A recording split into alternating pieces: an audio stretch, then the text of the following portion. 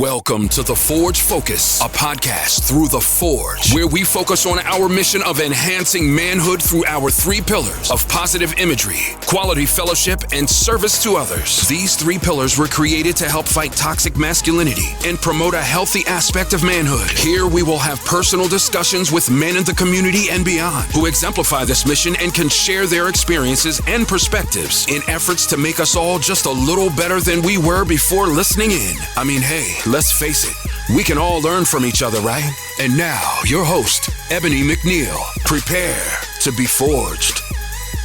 Hey everybody, this is Ebony McNeil coming to you from the Forge Focus podcast, episode number 18. So we're going to get into this right away because we have a great guest. We're making history here on the Forge Focus. We are introducing our first female guest here, but the impact she has in the community, I had to have her on. It was my honor to introduce you to Crystal Gilmore. She is the Community Outreach Coordinator for Senator Swank's office. She's a community leader, how we all know, Queen of Reading, and she is the coach of Reading High cheerleaders, and everybody knows how they get down. So I have the pleasure on episode 18 introducing my first female guest, Crystal Gilmore. How are you doing today? I am doing great. I'm honored to be here. Thank you for having me as your first female guest. I don't know. Fellas might not like some of the things I have to say, but we'll see. We'll see.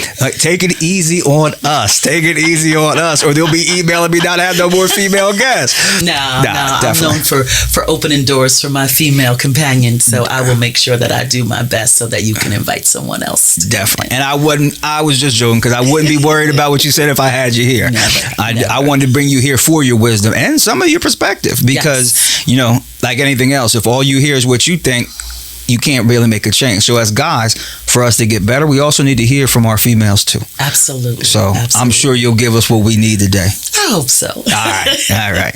So let's dive in for the listeners who do know you and maybe some who don't. Mm-hmm. Tell me a little bit about yourself, how you got to where you are. I mean, I remember you. You may not remember this. I remember you from Northwest Athletic Association as a cheerleader. Yes.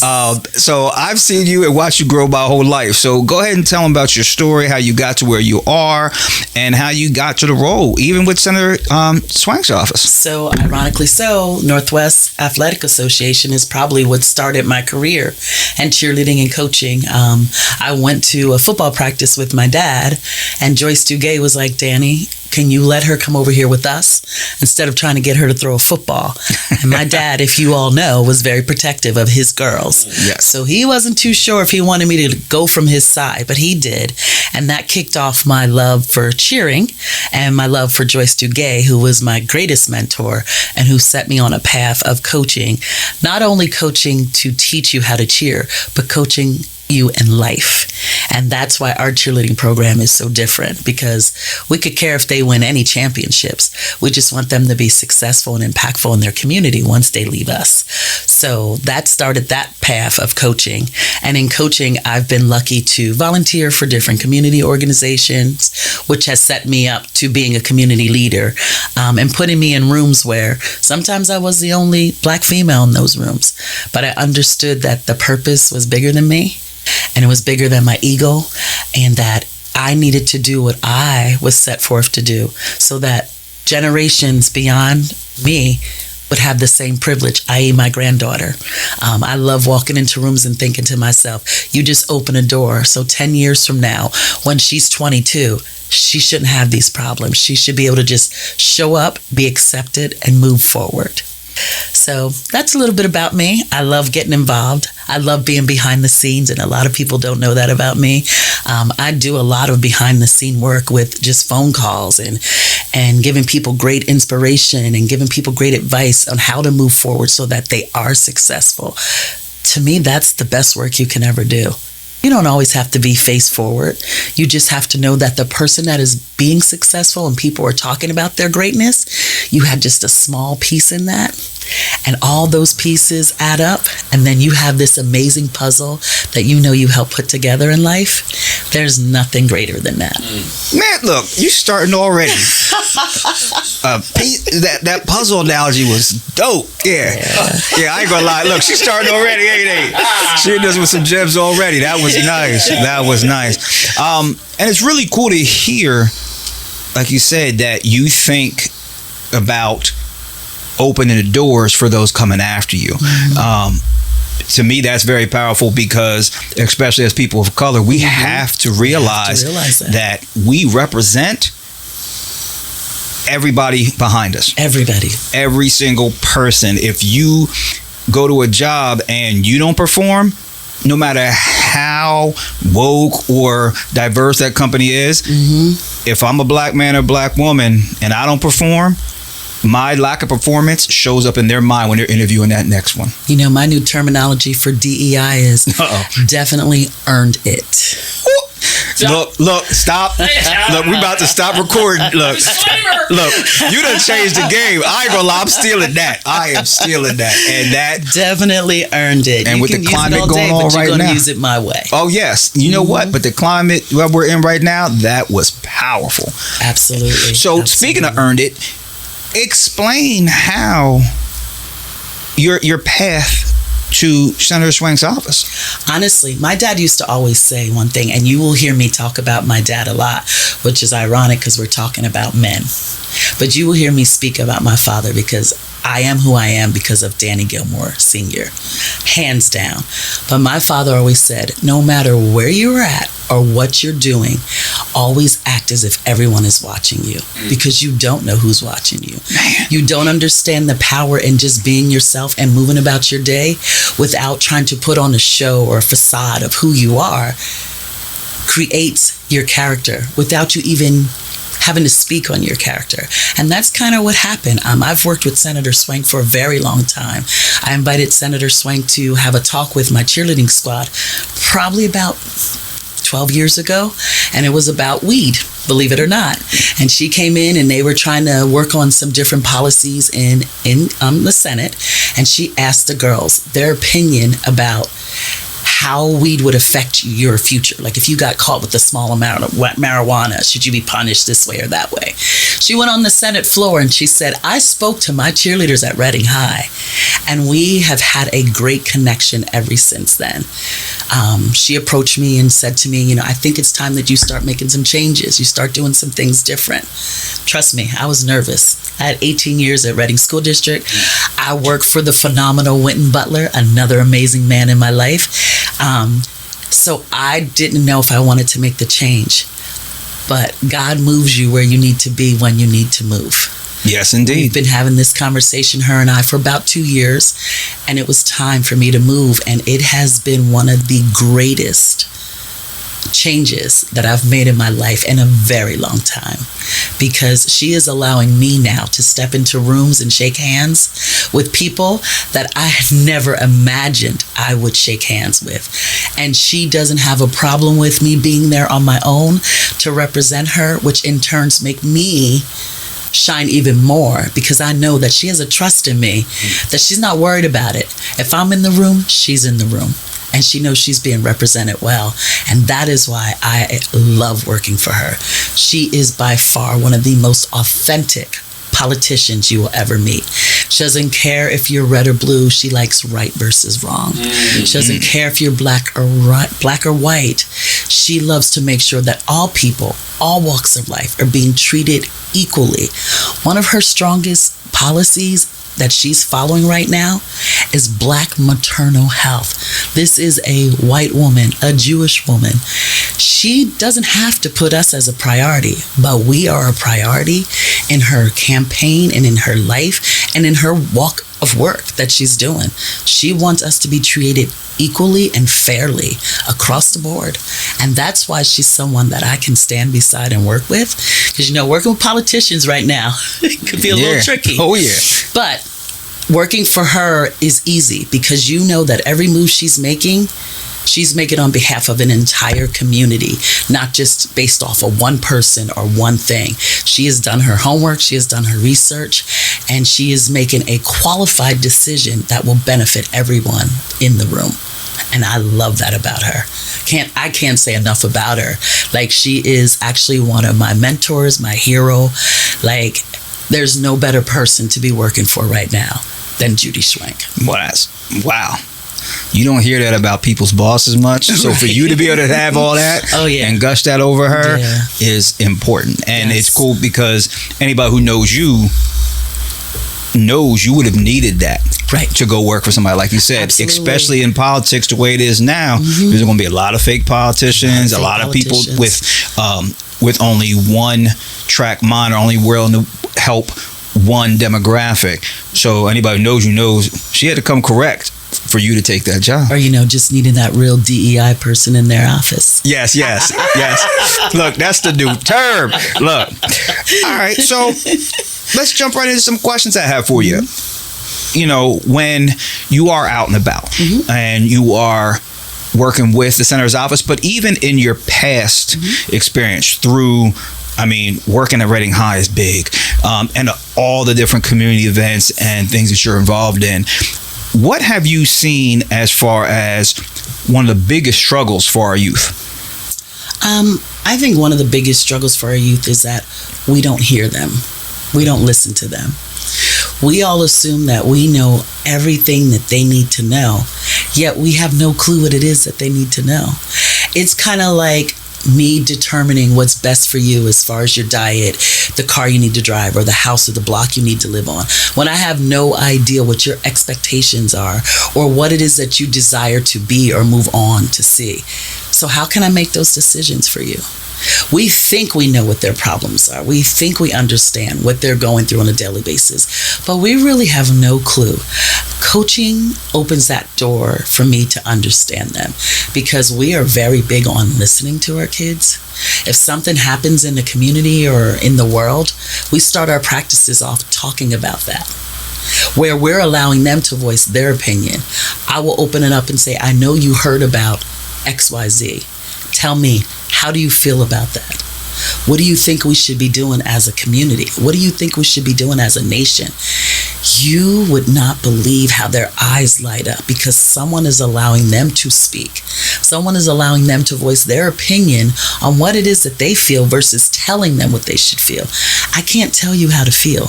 And that's what's wrong with our youth.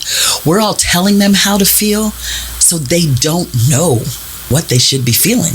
They don't even understand what's always going on, but we assume they do. Yeah. Because you heard it, you saw it, you should know what you're doing. Not everybody understands. I know some adults that I work with that don't fully understand how they should be feeling. So how can we expect our young people to understand that if we haven't given them the proper opportunity to express themselves, to be young adults, to be kids? Some of my kids are taking care of themselves. But if you don't know that, you're going to judge them based on every other kid you've met.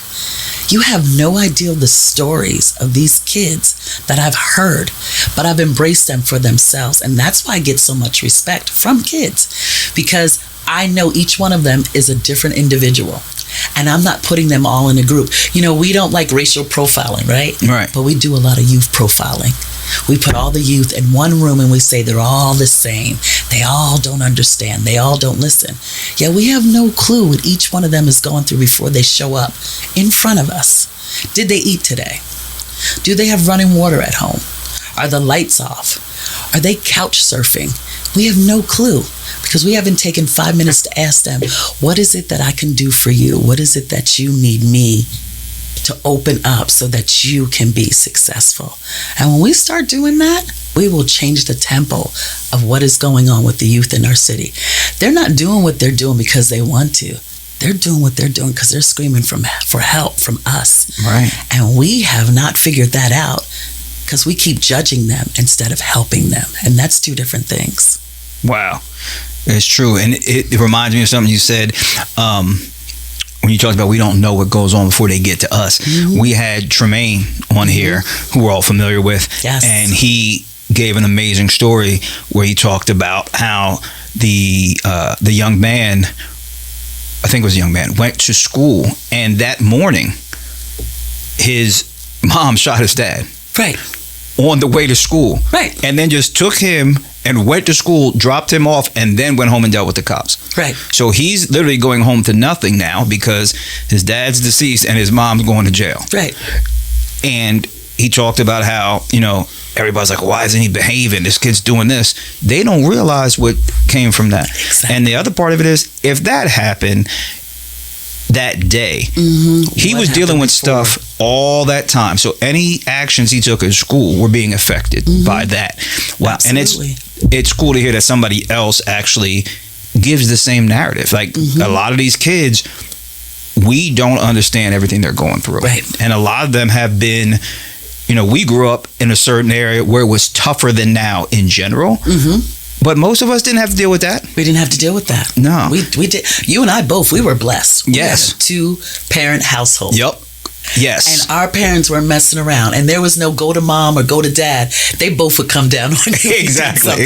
So we were blessed to have that type of setup in our household, but not every kid is. Right. And I'm not saying that it's good or bad, because I'll say my sister raised an amazing young man. My nephew is an engineer living in California better than I'm living here in Reading. I'm a little jealous from time to time. But she did that on her own. So I'm not saying that you need that. I'm just saying that some people do. If there's nobody filling the void. For my nephew, he was lucky. My dad filled the void. Chris, my ex, he filled the void. My brother was filling the void. So he had people stepping in. Some of these kids, there's no one else stepping in. It's just that one person trying to figure it out. So when they show up and they're acting out, I just strongly believe no one acts out if there's not a reason. Oh, agreed. As an adult, if I show up to work and my demeanor is different, you understand that something has happened between the time I left my desk the day before to the time I arrived here. It may be something insignificant to you, but it may be something that has rocked my world so traumatically that I can't figure out how to move forward. I take myself back to 5 years ago when I lost Zane. I came back like in 2 weeks, like, I got this. I'm going to keep moving. I'm going to keep moving. I'm going to keep moving.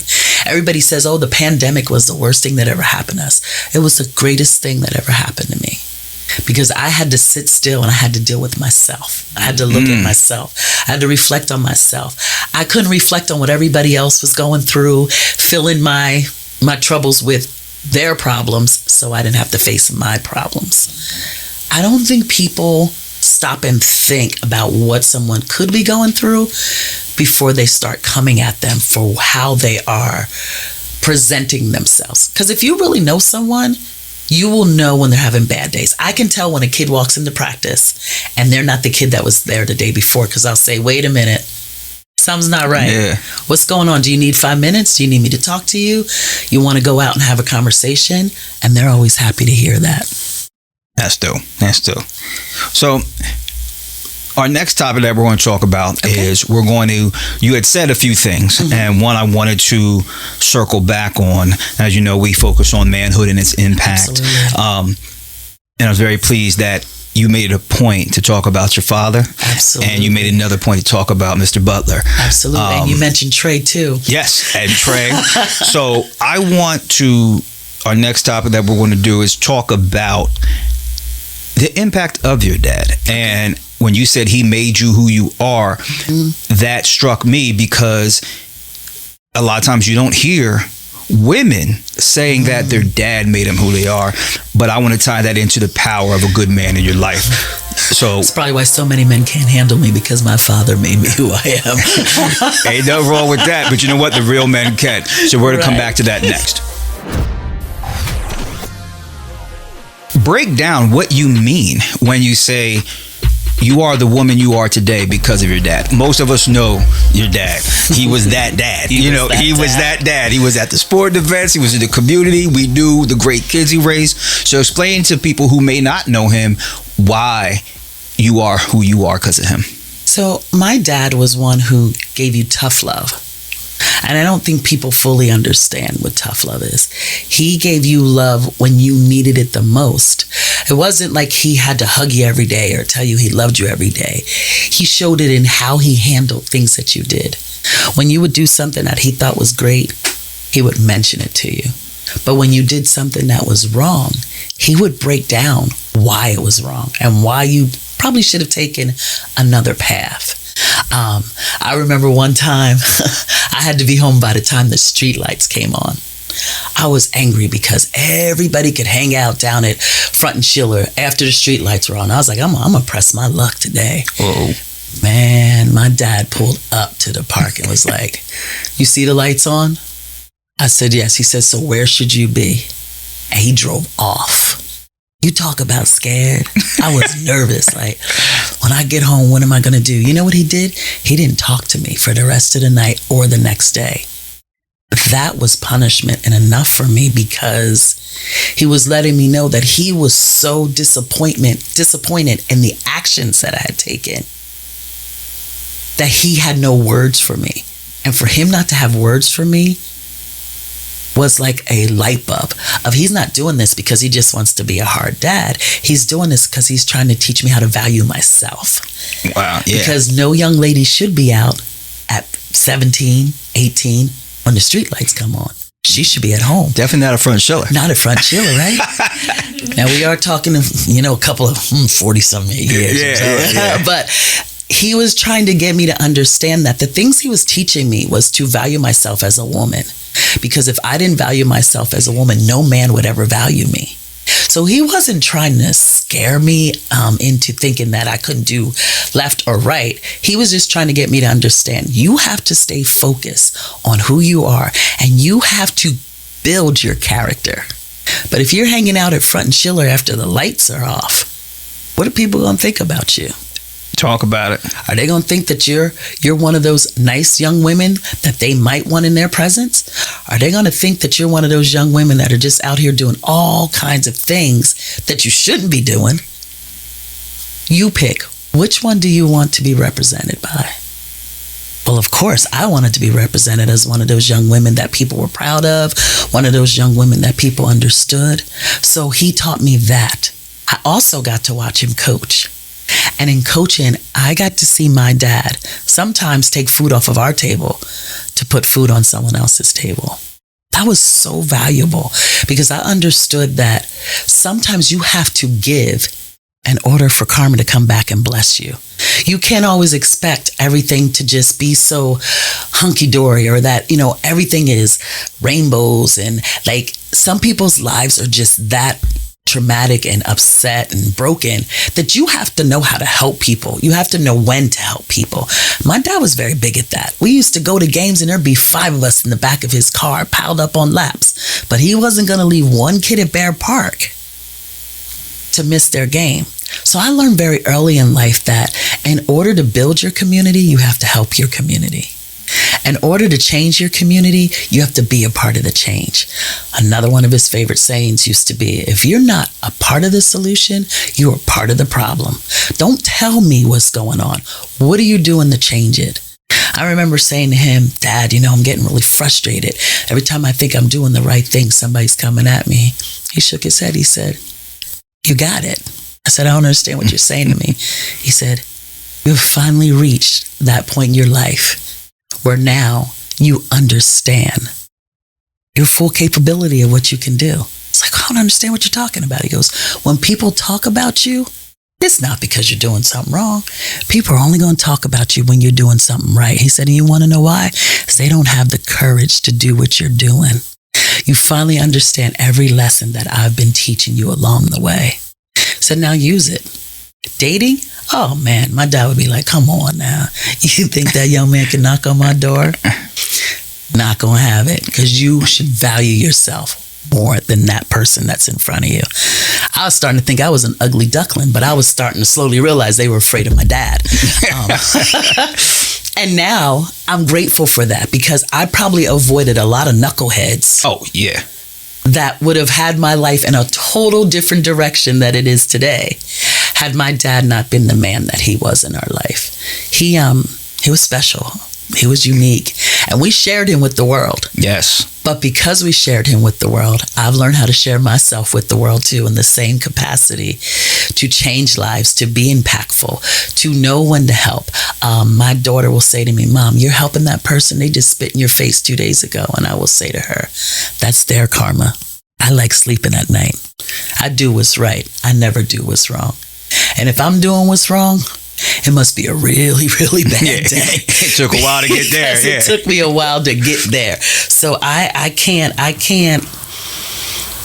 allow the world to change who I am and what I've been taught. And I've been taught by him that, you'll have some ups, you'll have some downs. But when you get the opportunity to be the one in the room, shine bright like a diamond, because that opportunity you're being given will open up the door for other people to have the same opportunities. And I've used that. And I'm grateful that he was my dad. I was blessed. Yes. I was truly blessed. And there are days I wish I could have conversations with him, which I'm sure you understand. Yes. But I just focus on what he's taught me. And he's taught me that no man is better than you, so don't ever let him treat you like he's better than you. You are just as powerful as that man standing over there, because you know how to go in a room and make it happen.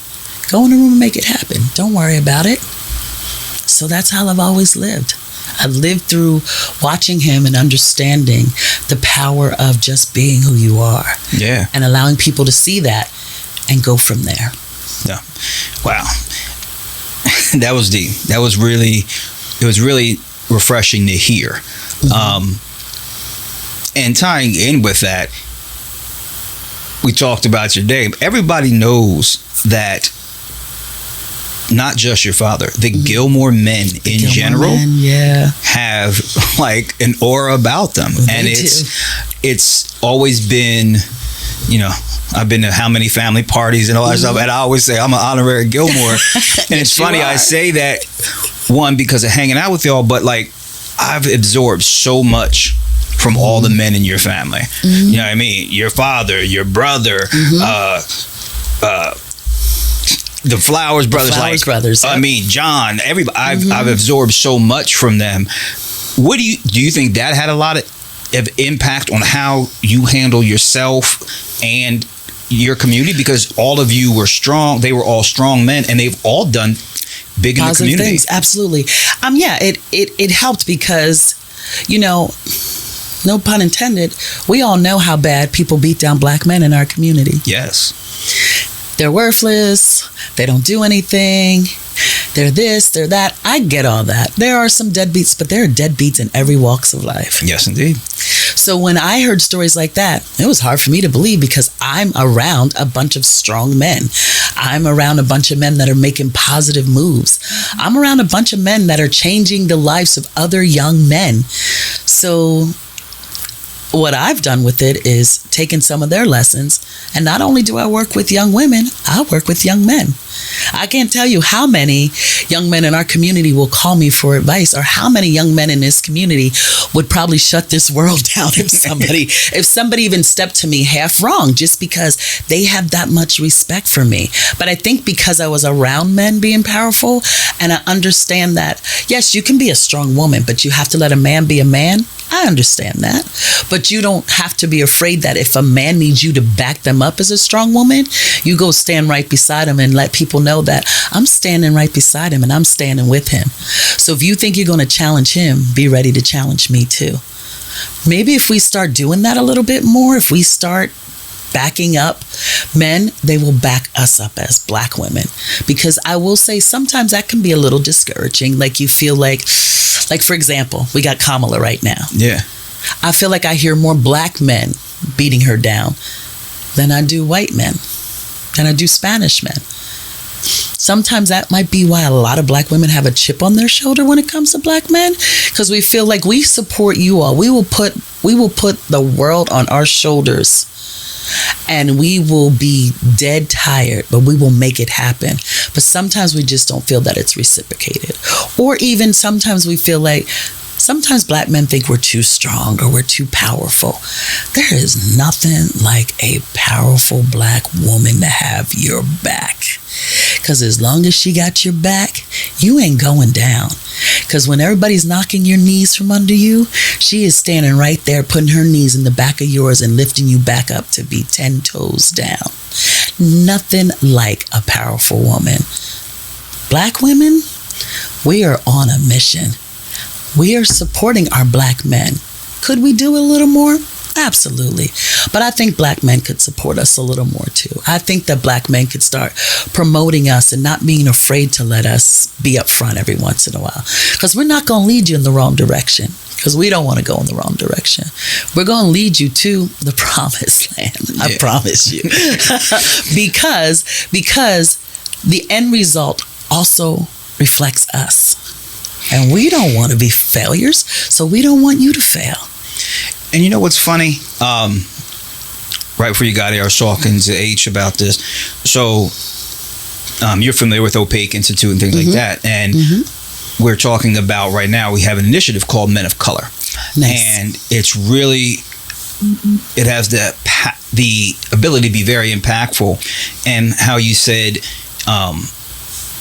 we should support women more, black women more.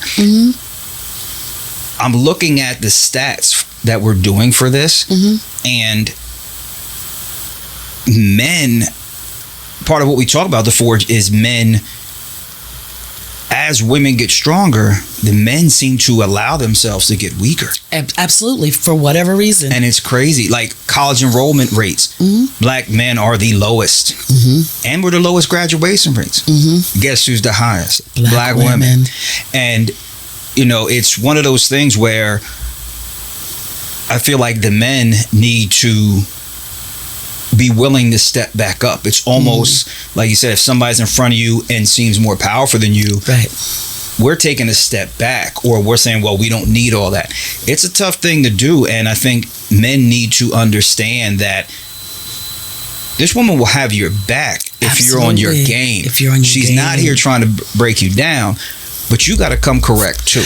And you also have to understand, when you look at how things are done, there are white men, there are black men, there are white women, there are black women. We're at the very bottom of every totem pole. We don't have the option to just be mediocre. We have to be strong. We have to be powerful. We have to have a presence that when we walk in a room, we mean business. And it's nothing against anybody.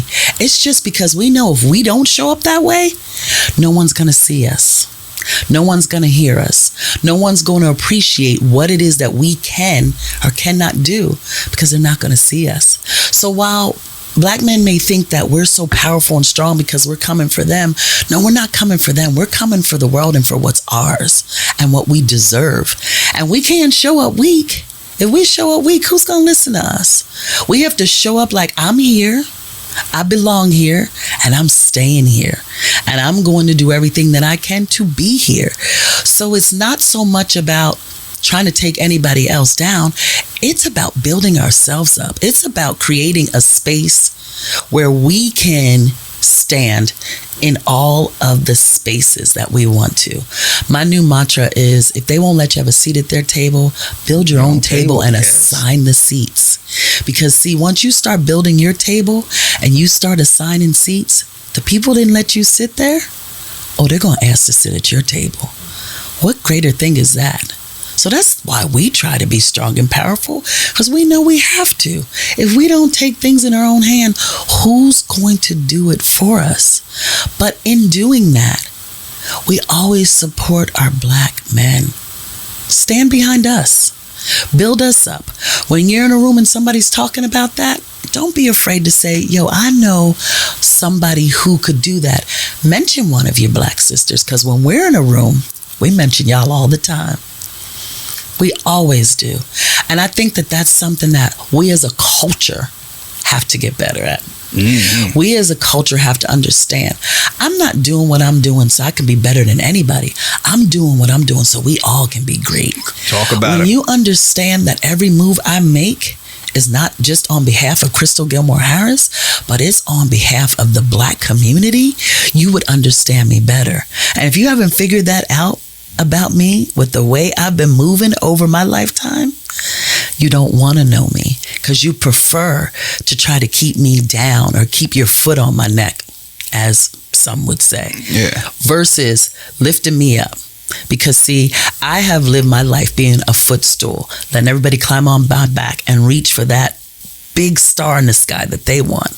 Because again, those small pieces create that big puzzle. And when that puzzle is complete and you look at that puzzle and you see all those faces and those places that those people have been and you were a part of that, nothing else matters. I don't even hear the outside noise anymore. Because I know what I'm doing is not about me. It's about a bigger picture. It's about all of us. It's about all of us winning. It's about all of us being successful. It's about me being able to get into rooms just so you can get in that room behind me, because I will invite you in. Well, why don't we use Hamilton to DJ? Why don't you talk to the guys at the Forge to be mentors? Why don't you call Trey for his business? Wynton Butler is great at that. He can do that for you. Danny is my brother, and he's one of the best mentors. Have him talk to you about your son. Rob Flowers is one powerful young man. Have him speak at your event. If I'm not in the room doing that for you, you might not get in that room. And when you all realize that we're working on your behalf, I think you'll start working on our behalf. And just because it seems like I'm in a lot of rooms, there's some rooms I haven't touched. Put us in there too, because we're trying to put you in those same rooms. And that would be the one thing maybe that sometimes upsets me about my brothers. I feel like you always don't want us to be in a room because you don't want us to outshine you. Imagine us all shining together, taking over that room. Do you think that has to do with, like you said, us as a culture? Because we all know that a lot of people don't want to help each other. They don't want to help. They don't want to help. I mean, you're out in the nonprofit world as well. When you're in the community, there's like these cliques. And absolutely. If you got a problem with that clique, they ain't going to help you. Even though you could be doing the best thing that they need. And they will be the ones to destroy you. Yes. But in the end, they'll blame it on everybody else. Yep, exactly. Well, if I'm not in the room and you talking nasty about me, what makes you think that the people who are hearing what you're saying about me will want to work with me? Right, exactly. The Forge is doing amazing things. You're changing lives. You are one kid at a time, one young man at a time. I just said to somebody today that somebody did something at the Lonnie Walker court. Okay. But if you don't know better, you don't do better. Right. So instead of making it such a big deal where we're trying to, this, how about teaching these kids that this was the wrong thing to do? Yep. And in doing this, now you can't use this basketball court for 2 days because now we got to clean it up. Right. When you start teaching kids right from wrong, they will learn. We are responsible for our youth and their future. What we instill in them is what they will bring to the table. I'm trying to build so when I'm 95 and I got to go to that nursing home, somebody there is going to say, that's Coach Harris. We have to take good care of her because she has taught me some things that has gotten me through life. That's the woman that when I was in trouble and I needed her, she didn't even let me talk for 5 minutes. So she had no clue what I was going through. Which one do you want to be? Hey, exactly. So there's 1,000 other things I could ask you, but we're going to have to bring you back because you hit us hard right off the bat and you came with some great energy, which I knew was going to happen. Thank you. We're going to bring you back on for another episode. But I did want to say thank you for being here. We're almost out of time. And I also wanted to give you your honorary Forge t-shirt. Oh, thank you. I will wear that with pride. Please do. Please do. It'll look better on you than it does on me. So I appreciate that. So again, thank you for everything you do in the community. Thank you for always keeping us in the forefront of your mind. Thank you. And thank you for listening to those kids because, again, like you said, if somebody's listening to them, they know somebody cares, and that alone could be the difference in them making a decision. So thank you for everything you do. Thank you for being my first female guest on here. You're welcome. And you lived up to all the expectations. Well, thank you. I'm happy to hear that. I do not like public speaking. You can ask Hamilton. Cut it out. I'm gonna say you do it well. How you doing so good? Look, you just blessed that, I guess. You just blessed that. Yeah, that's one of those things that I'm blessed with and I'm grateful for because I do get nervous every time. So thank you for having me. It's truly been an honor. Thank you so much. And thank you, listeners, for paying attention. Thank you for joining in. And again, check us out on YouTube at The Forge Forum. We got this interview and plenty of other great interviews. Prepare to be forged. Hey everybody, hope you enjoyed this last episode. If you have, please check back and check our previous episodes. Also, make sure you watch it, make sure you like it, and most importantly, make sure you subscribe to our YouTube channel. Here at The Forge Focus, we just want to make sure that we're sending out positive vibes and great information from men in the community who can affect it and affect society as a whole. So again, please stay tuned. We got some more great things coming up for you. Prepare to be forged.